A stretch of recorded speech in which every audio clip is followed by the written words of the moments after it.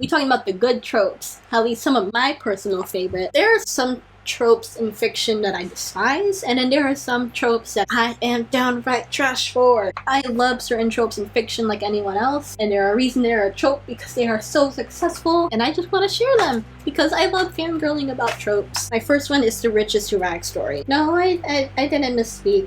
I don't hate seeing the rags to riches story. In fact, I love it, but I just find it so much more interesting to see someone go from riches to rags, like someone who was in a place of power and privilege go from being absolute dirt. Like, it's interesting to see how characters react to that situation. On top of that, seeing people who were born with a silver spoon in their hand have to adjust to normalcy. Woo! The books that remind me of that is The Pimpernel series by Patricia Elliott, the first ever classic I ever read, The Little Princess by Frances Hodgson Burnett. 10 out of 10, I love this book.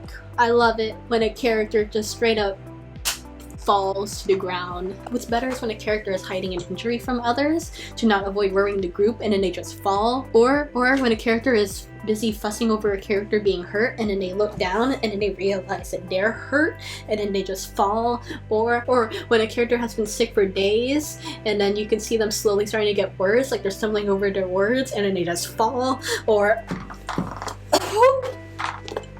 I don't know why it's so good just to see a character be human, like to see a character have weakness. It's just, and in such a hilarious way. It's just because everyone gets ill. A lot of people have fainted in their time, and not everyone can resist the urge of fainting. Like, there's only so much you can do. You can only be so strong when your body is acting against you, and fainting is just like. Number 3 is the hate to love trope. Ooh. To see two characters who love each other, like to see two characters who hate each other, love each other, and insult one another, and to like playfully banter. Dude, who can deny the sexual tension when two characters have a rivalry against one another? Ugh, I love hate to love tropes so much. I don't like romantic subplots that much, but when I do, they better be a hate to love trope, because it's not necessarily a trope, but something that just happens, and that's like bets and gambles. It doesn't even have to be like plot relevant. It could be just like something funny done in the background to sort of add humor to the situation. My favorite is when a character does something that they wouldn't usually do, and then you'll see in the background two characters exchanging money. You get to know the characters, like there are people that are willing to put down money just to prove that they're right. And this is just so good because one person's pride is getting crushed and then one person's pride is getting praise. So then you get to see both of their personality dynamics when they're proven wrong and one person is proved right, and you get to see how they interact with one another. And oftentimes it's hilarious because they're even if it's in a bad or even if it's in a serious situation, it's so funny to see the winner boast, and the character who lost be all grumpy, and see how they react if they get grumpy, if they pretend like nothing happened, if it didn't bother them that much, and if it did, if they're just total pacifists and they're just like, yeah, I didn't care, and then the other winner is getting so frustrated because they want the other person to feel bad so that they will feel better. Don't gamble, kids. It's bad. The next one you got is anti-heroes. I love anti-heroes because I just think that it just mimics reality all that much. I mean, when have you ever met a person that is wholly good? Like, humanity is gray and people are gray. Sometimes people who win aren't all that good. Like, people are criminals. People do the wrong things for the right reason. In what world can you name someone who is a perfect hero? I get heroes. I get it. Like Percy Jackson and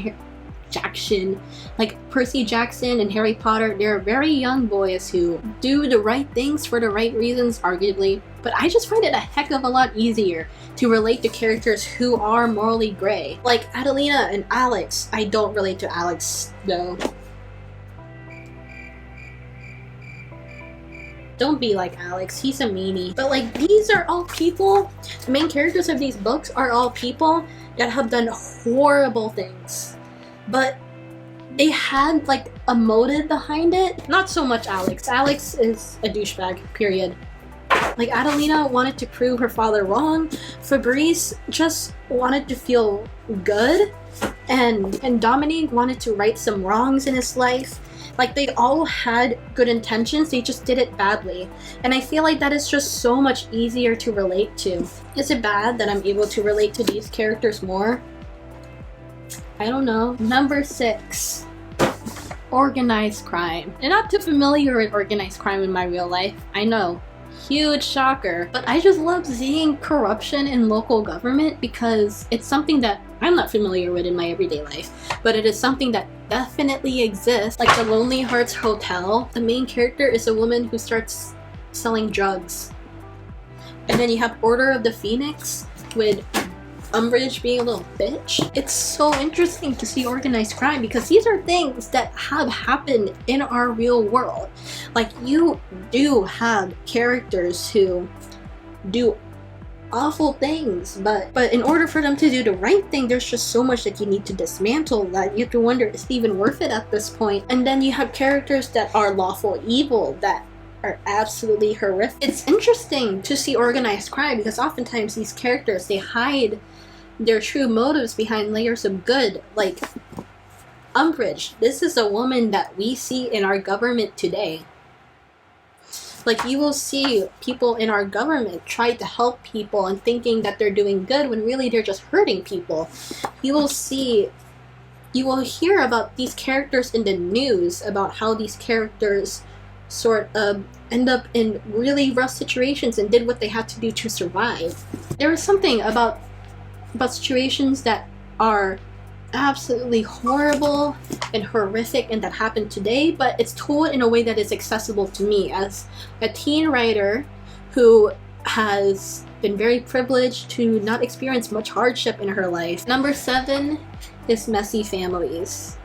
Now, a lot of people find messy families to be sort of overdone, and I get it because, like, you have books like Percy Jackson or Harry Potter and a whole bunch of other books where one parent is absent or they're straight up orphans, and some people just want a good nuclear family to relate to, but I find that weird because families are messy.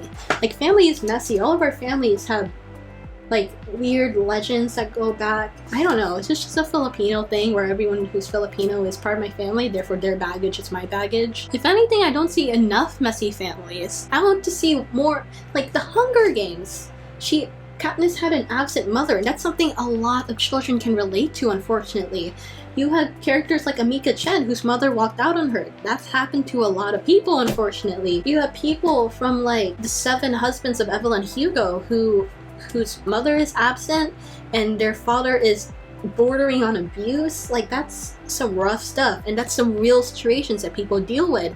I don't know. I want to see more messy families. I want to see more stories about families who are not nuclear, who are blended, who have gay parents. I want to see more step siblings have amazing relationships and have rough relationships. I want to see more things where step siblings are new to living in a home together and there's a lot of tension. These are all things that people deal with. There's another thing, how do you define a perfect family? Because family dynamics are so much different in different cultures. Like, the Filipino family is very different from the Indian family, and Indian family is very different to a British family. Do you see what I'm trying to say? I want to see more diversity in relationships between families. This one is incredibly niche. Characters get captured and in their stories are similar to the T when they're getting interrogated separately, and the fact that they are so similar is what tips off the police. They're like, that's a little bit too similar, and then that's what gets them caught. Like, that's so niche, but it's happened and I love it.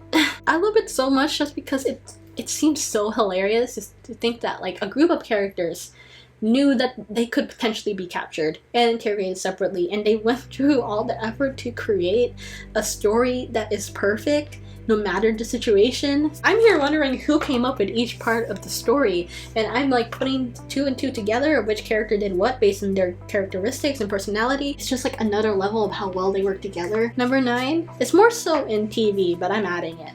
It's when a character has a flashback and is completely contradictory to what another character's flashback is like, especially when one flashback is like mocking the other character and praising themselves. I love it because it's like, it's hilarious and true. Like people's memories are faulty and people remember things the way that they want to remember it, and it's hilarious to see like someone imagine themselves as like in a royal gown when in actuality they were like wearing rags or wearing something absolutely atrocious. Is that siblings who slay together stay together. I love sibling relationships in books.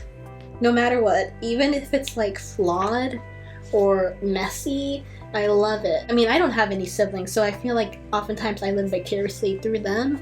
But like, I have cousins who I am incredibly close with. Like, we fight and we argue, but at the end of the day, we still love each other, and I love seeing that in other people's books. You see an older sister become super protective of her little sister, which happens. You see characters like the young elites whose sibling relationships are far from perfect. Take Enzo and Adelina as an example, or don't. Don't try to kill your sibling, it doesn't work. Like in Legend by Mary Lou, where these sibling dynamics are just so deep and complicated, but at the end of the day, they still love each other. I love it. I believe. Those are the 10 tropes that I love the most in fiction. I might do a video telling my 10 most hated tropes. I'm actually looking for book recommendations, so if you know any books that have any of these tropes in, comment them down below. I might read them. Thank you so much for watching. You can watch my last video up here. You can watch another video down here. You click on my face right here to subscribe. Thank you so much for watching. It's summer, so I'm trying to post more regularly with no school. And I hope to see you next time. Okay, bye.